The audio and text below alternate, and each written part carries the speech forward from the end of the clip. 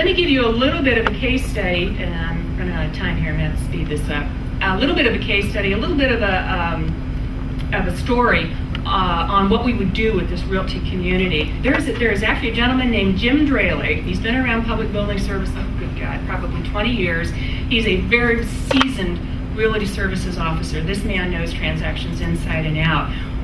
He actually gave us this story, and it's one that we tell to the operations level folks, the other realty folks, to express the need for them to participate in this community. It's a lesson learned. You need to get down at the operational level, some stories to tell in order to make folks want to come into your community. If you can't do that, you shouldn't go any further. Let me tell the story very, very quickly. Jim Draley says, I come back from vacation. Oi, I've got 150 messages. Okay, there's at least 50 of those messages, and Jim's out in our San Francisco? Yeah, Jim's out in our San Francisco region. He really is a real person. Got 150 messages. I think 50 of those messages are actually this thing central office, national office, is trying to get me to comment on some policy. But, you know, there's 50 messages. They're all in here. Understand that the only technology tool our associates use on a regular basis is email with attachments, and I am not kidding. We have a PBS portal. Yes, you can build it. They won't necessarily come. We're hoping to take care of that. I know, I built it. But truly, the only technology, if you want to call it, that our associates regularly use, I'm not kidding, is email with attachments. So Jim's got 50 messages that address this draft policy from national office. Who was the last person to comment on it? Oh, they've got 14 attachments, literally 14 attachments in every single email. How in the world do I know which was the latest? And how do I know that Wanda Hobart, who's somebody's opinion I really, really trust in our Denver region, has commented on this? Because frankly, if Wanda hasn't commented on this, I don't even want to go any further. She's the expert at it. So that's it. That was story, the case study that we've been giving to our realty services people in order to get them to understand why having a community would be in their best interest. Okay, we've already covered that. Too many emails. What we are planning to deploy, and I will be honest with you, we have not deployed this as of yet. We are looking at the end of January target date. Yes, we are. Denise is nodding her head. Yes. Deploying a site that will look something similar to this. We're using Tomoye as our community of practice software. We'll have a small community, this very small subset of the realty community in there first, and we would have something like a discussion thread to get people out of the habit of using email and have a moderated discussion within that community. Let me fly through some of that. Your benefits. I think you all understand the benefits of communities of practice by now. Let me talk a couple minutes on virtual teams. Like I said, and I'll do this really, really, really quickly. Okay, one of the things that came out of our survey and the follow-on focus groups, the data from that was, like I said, as an organization, and it's a good thing, but as an organization, we team very well. This is how we solve business problems. We solve them on a nationwide scale in teams. We solve them individually within our individual regions, in national office, or our business lines. We do teams, and we do it very well. But like I said, we were abysmal at capturing anything about those teams. Who was on it? Why you were formed? What your goals were? What were the deliverables? Were they shared appropriately? And one of the tie-ins with the virtual teams, which we now have under the knowledge management purview of, at least adding an ounce of structure to, if not actually providing that in the technology environment, which we are also doing to a certain extent, at least providing the structure, at least giving some standards, some guidance on, look, before you put this team together, what are your goals? What are your objectives? Has another team already addressed that problem and has a deliverable you could use, so you don't even have to have a team at all? The way we would actually, we're envisioning on taking the information, the knowledge that comes from those teams and getting it out to the rest of the world appropriately is through the communities. So there is the tie in there between the virtual teams. And we call them virtual only because everybody is spread out across the country.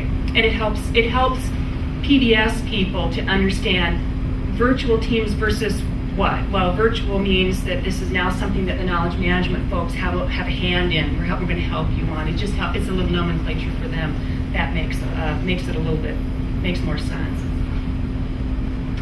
And I really will now spend 2 seconds on the disaster recovery. This was and is a really cool project. I have to tell you that our Region 4, so if I lapse into PBS speak, Region 4 is Atlanta.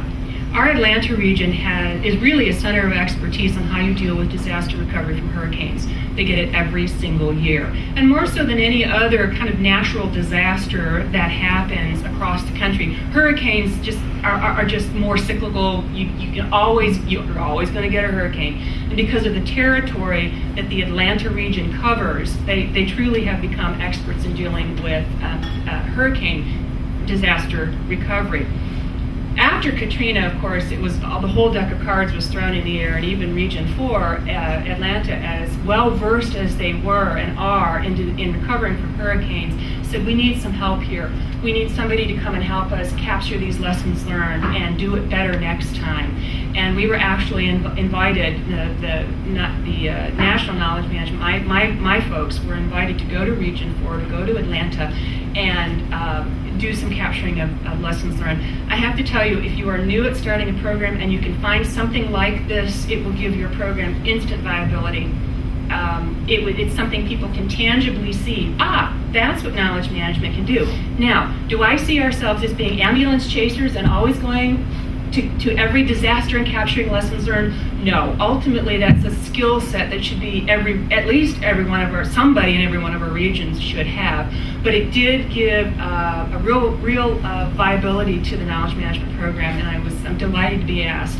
We went down to Atlanta, and using the process that the Army has used, the after action reviews and the retrospect methodology, we did exactly that. We sat down, we had a week's worth of capturing lessons learned.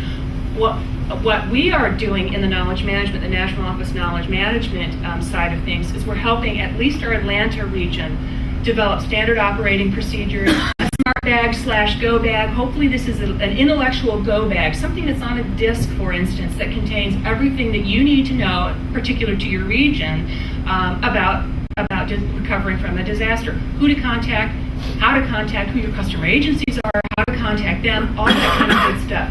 Now, yes, right now we are concentrating on our Atlanta region to help them. Ultimately, though, what we want to have is an infrastructure, is a baseline for every single region in the public building service, the minimum that you need to address when you've got a disaster. Because yes, a hurricane is different from a tornado, but there are some basics that you still got to do no matter what the disaster is.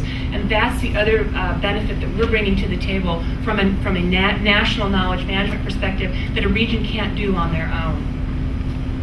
And because no presentation is complete without a slide you can't read, the only thing I want to point out here is it all ties back for us to measuring our performance. That's really all this is trying to say, is that our PBS of KM priorities always align to what are the higher level GSA and PBS goals. 2 seconds on that. I got cut some slack last year for not having actual performance measures for my program. It was kind of, okay, you're getting started. We're not going to hold you accountable to any performance measures necessarily in 2005. Remember, our fiscal year starts October 1. 2006, that's a whole nother story. So we're fast and furious now, kind of, as most folks are in KM programs, making sure that we've aligned with and can state and articulate aligned with the PBS and ultimately GSA goals. Questions?